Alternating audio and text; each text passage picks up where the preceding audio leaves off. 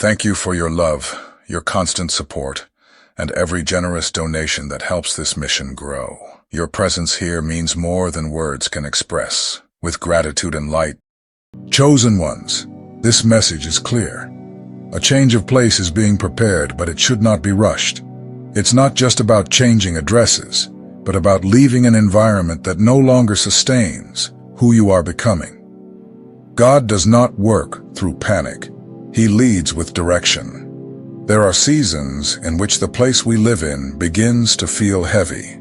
Rest diminishes, peace fragments, and a sense of exhaustion grows without a clear explanation. This does not mean spiritual failure. Often, it indicates that the environment has fulfilled its purpose and no longer supports the next stage of your life. This transition does not happen on impulse. God does not remove without preparing. Before changing the external, He adjusts the internal. That's why the instruction is simple. Do not rush. Anxiety confuses decisions. Direction brings clarity.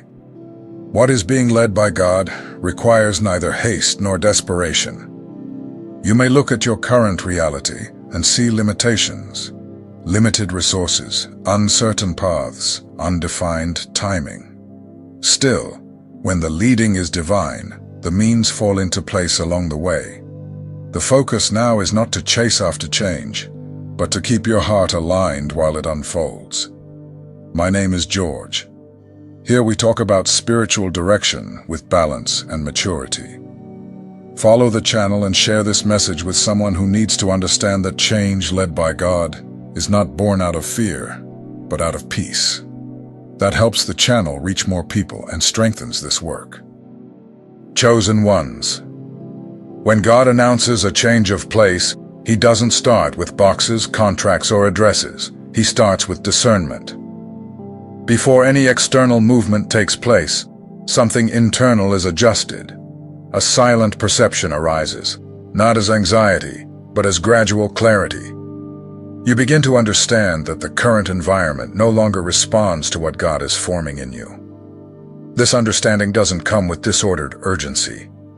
On the contrary, it comes with a call to calm. God does not lead important transitions through haste.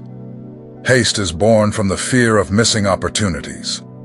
Direction is born from the confidence that nothing prepared by God can be lost. Many confuse spiritual restlessness with emotional instability. But there's a clear difference. Instability creates confusion. Discernment generates awareness. You can continue fulfilling your responsibilities, living your routine, but something in you already knows. This place is not permanent. It has completed a cycle. There are environments that sustain specific phases of our lives. They shelter us while we learn, endure, and mature. However, there comes a point when staying becomes more draining than leaving. Not because the place is bad, but because it no longer matches the growth that has taken place within you. God doesn't remove out of whim. He repositions out of protection. There are places that begin to drain energy, faith, and clarity without us realizing it right away. The body feels it. The mind perceives it, the spirit confirms it. And still, God says, do not rush. Anxiety tries to force decisions before maturity. It pressures you to act without full direction. But God works differently. He prepares the path as He prepares the person. That's why, even knowing that the change will come, you don't feel permission to run. You feel permission to observe. At this stage, it's common to face external resistance.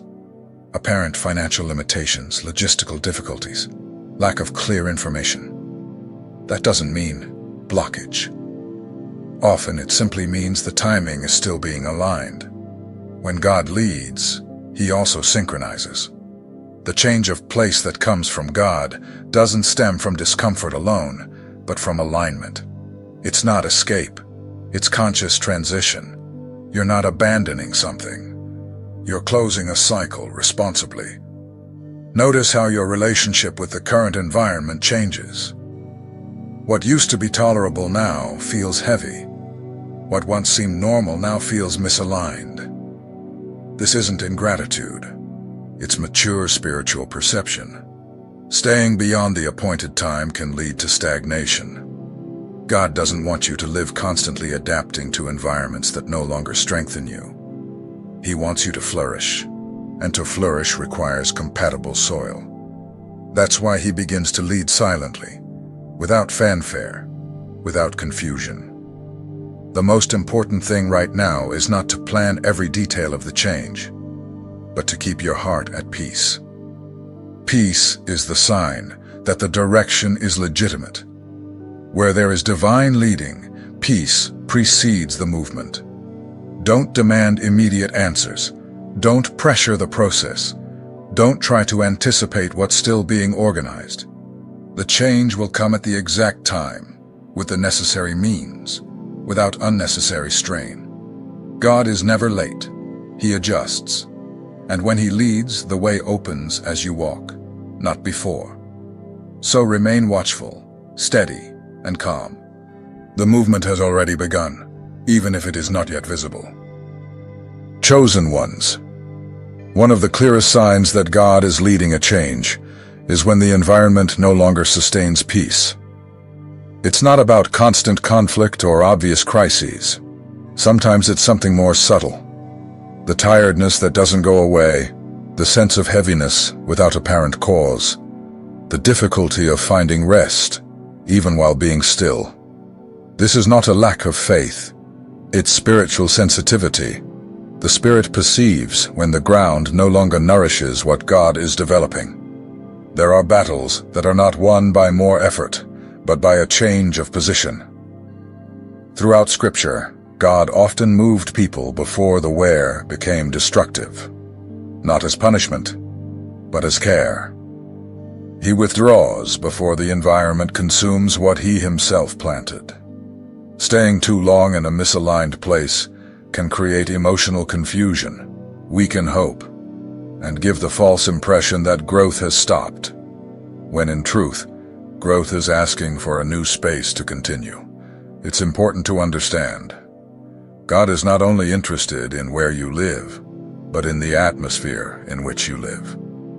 Environments carry stories, patterns, tensions. Even when circumstances appear stable, the atmosphere may be compromised. That's why divine leading doesn't always come with detailed explanations. It comes with inner conviction. You can no longer ignore that something needs to change, even without knowing exactly how. At that point, many try to solve everything with control. They overplan, try to force solutions. But God doesn't ask for control. He asks for trust. Control is born from the fear that provision will fail. Trust is born from the certainty that God is already ahead. When God leads a change, he also takes care of the details. Resources, opportunities, connections, and solutions arise at the right time, not by chance, but by alignment. What today seems unlikely may become simple when the moment arrives. It's common that, before the transition, discomfort increases, not to cause panic, but to confirm that staying is no longer an option. Still, the instruction remains. Do not rush. Haste creates shortcuts that lead to exhaustion. God doesn't work with improvisation. He works with preparation. While you feel something is ending, he is already organizing the next scenario, even if you can't see it yet. The change that comes from God is not chaotic. It is firm. It doesn't break things down in disorder. It is established with clarity. That's why, when the moment arrives, you will recognize it. There will be no doubt. There will be peace. Until then, the call is simple. Care for your interior. Don't feed anxiety. Don't share the transition before it's time. Not everyone needs to know what God is doing. Some directions are protected by silence. Observe, pray. Organize yourself internally. Adjust your expectations. The change will not be a leap in the dark. It will be a firm step on prepared ground. God is not removing you because of instability. He is repositioning you because of maturity. The place He is leading you to will not only shelter you, but sustain you. Not only protect you, but strengthen you. And when you finally cross that threshold, you will understand that the wait was not a delay, it was care. Because God does not lead His chosen ones through haste, but through peace. Chosen ones. When God is leading a change, He also redefines the relationship with time. Human haste tries to anticipate what is still being structured. Divine leading, however, teaches how to wait without becoming paralyzed and to act without rushing. This tension between waiting and walking is part of the process. You may feel that something has already ended, even while still physically in the same place. This happens because spiritually, the detachment has begun.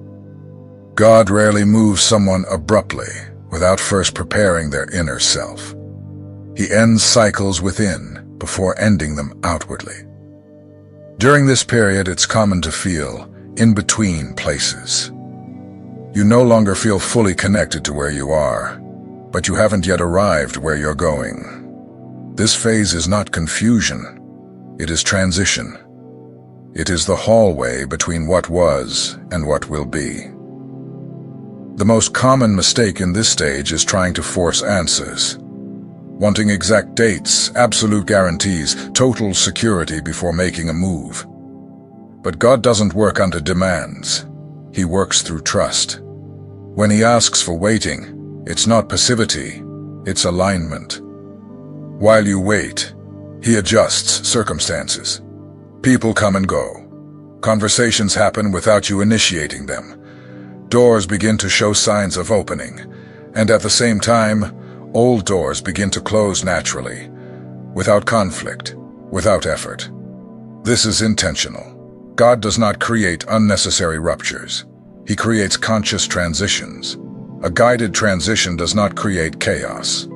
It brings progressive clarity. Each week brings a little more understanding, even if the full picture is not yet visible. Another important point. Not every difficulty during the waiting is a sign of delay.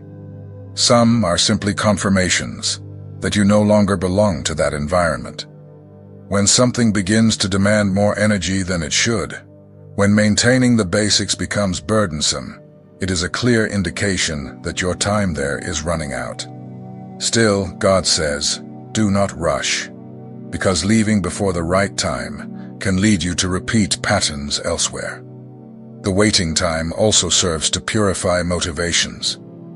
You don't move just to escape discomfort, but to obey direction. God prepares you so that you don't carry the unhealed marks of the past into the new environment. That's why He works through silence, patience, and discernment. He teaches you to observe more than react, to listen more than explain, to trust more than control. It's in this time that spiritual maturity deepens. You learn to rest even without visible guarantees. You learn to keep the faith without constant signs.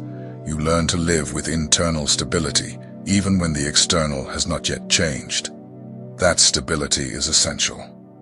Because the new place is not only a blessing, it also brings responsibility. And God does not give new territories to restless hearts. He gives them to those who have learned to walk in peace. If you feel the change is near but still unclear, that is not delay. It is precision. God doesn't miss the timing. He doesn't rush or postpone. He fulfills. The call now is simple. Remain firm, attentive, and calm. Don't force conversations. Don't make decisions out of anxiety. Don't compare yourself to the pace of others. Every transition is unique. When the right time comes, the movement will happen naturally. What seems complex today will become simple. What feels distant today will become accessible, not through excessive effort, but through alignment. God does not lead His chosen ones through confusion. He leads through peace. And that peace is already a sign that you are on the right path. Chosen ones, every change, Led by God carries a silent requirement. You cannot enter the new carrying the emotional weight of the old. That's why, while He prepares the place, He works deeply on the interior. It's not just about changing a dress, city, or physical environment. It's about changing the way you occupy spaces. The new place requires a version of you that is more aware, more stable, more aligned. Many delay important transitions because they want to bring unresolved wounds, old fears, and survival patterns with them. But God doesn't plant the future in soil, contaminated by the past. He heals before He establishes. That's why, during this period, old memories may surface. Emotions you thought were resolved may reappear, not as a setback but as final cleansing. God brings to the surface what needs to be closed once and for all. This phase may be uncomfortable, but it is necessary. It prevents you from building the new on fragile emotional foundations. The new place is not for surviving, it's for living in fullness. God also adjusts expectations. Not everything in the new will be perfect, but it will be compatible with who you are becoming. It will be a space where peace is constant, not occasional. Where rest is possible, not negotiated. Another important aspect is detachment. Some things won't go with you into the transition. There are objects, habits, routines, and even relationships that belong to a closed season. God doesn't force detachment, but He brings enough clarity for you to understand what no longer fits. Detachment is not loss, it's alignment. Everything that stays beyond its time becomes a burden. And God does not lead His chosen ones overloaded. The new place also requires strategic silence. Not everyone needs to know your next steps.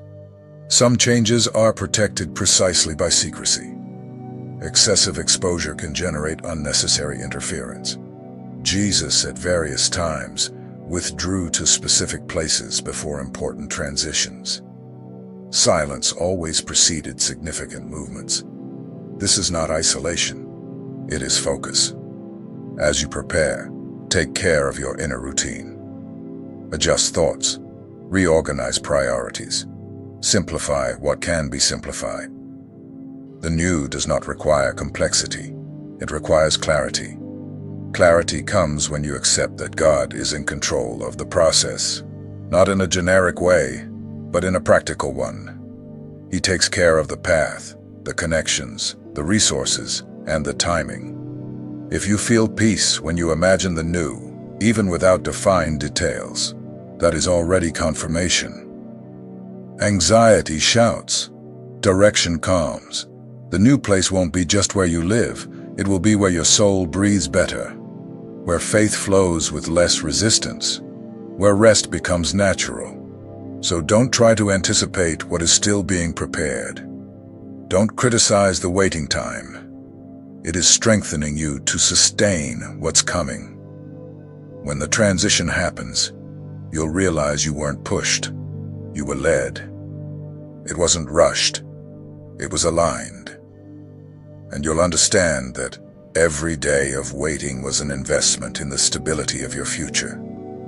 God doesn't just change places, He establishes territories, and you are being prepared to dwell where peace is not the exception, but the foundation. Chosen ones, a change. Led by God doesn't only change your address, it changes your rhythm. What once seemed rushed, heavy, or demanding begins to naturally slow down. Not because life becomes empty, but because it becomes more internally organized. God does not call His chosen ones to live constantly at the edge. Prolonged pressure does not produce maturity. It produces wear. That's why, when He decides to move someone, He also redefines how that person manages time, space, and responsibilities. You may notice that, even before the physical change happens, your body and mind have already begun to reject certain rhythms. Overly long conversations, unnecessary commitments, noisy environments. This is not isolation, it's adjustment. The new place requires a less fragmented life, less noise, less distraction, more presence, more awareness. God does not lead you to a place where you'll continue to live in constant alertness. He leads you to a place where rest is no longer rare. This change in rhythm doesn't happen all at once. It begins with small signs, a greater need for silence, a stronger desire for organization, a longing to simplify routines. All of this is preparation. Many people believe rest will only come after the change, but God begins teaching rest beforehand, so that you'll know how to sustain it afterward. Whoever doesn't learn to rest in the process won't rest even in the promise. So observe your habits. See where you're pushing yourself more than necessary. See where you're trying to maintain standards that no longer make sense. The new place doesn't align with emotional overload. God isn't just changing your geography, He's changing your way of living. The new space will not be compatible with the old hurry, nor with the old anxiety, nor with the old guilt. There are people who, even in good environments, continue living as if in scarcity. God doesn't want that for you. He wants you to learn to live with sufficiency, not with a constant fear of lack. Chosen ones, it's important to understand this clearly. God does not lead you into change to escape problems. He leads you to embrace new responsibilities in more aligned environments. If you leave a place just to escape, you carry the same conflicts with you. But when God leads, He closes cycles and begins new ones. There is a difference between escape and obedience. The new place is not a hiding place. It's a territory of growth. And growth always brings new responsibilities, even when accompanied by greater peace. That's why God shapes character before opening the door. He teaches how to deal with limits, with silence, with frustration, and with waiting. All of that is training. In the new place, you won't have the same excuses. The environment will be more favorable, and that demands greater maturity. Where there is more peace, there is more clarity in your choices. Many desire change, but don't want to change internally. God doesn't work that way. He transforms the person along with the environment. Otherwise, the new becomes just scenery, not a solution. This transition also redefines relationships. Some people won't walk with you into the next stage, not out of malice, but because of phase incompatibility. That's natural. The new place calls for lighter, more honest, more aligned relationships. Fewer emotional games, fewer silent expectations, fewer guilt-based connections. God will not lead you to a place where you'll continue shrinking to fit. He leads you to where you can exist with integrity. This also requires courage. Courage to say no. Courage not to explain everything. Courage to respect your limits. The new place does not tolerate old self-neglect. Chosen ones, one of the clearest signs that a change comes from God is the peace that accompanies the decision, even when practical uncertainties remain. Peace doesn't eliminate questions, but it eliminates panic. You may not have all the answers, but you feel inner steadiness. There's no exaggerated euphoria, nor paralyzing fear. There is a quiet conviction that the path is being aligned. This peace is not a fleeting emotion. It's stability. It remains even when challenges arise along the way. This is what differentiates divine direction from emotional impulse. When God leads, He also confirms. Sometimes through unexpected conversations. Sometimes through doors that close effortlessly.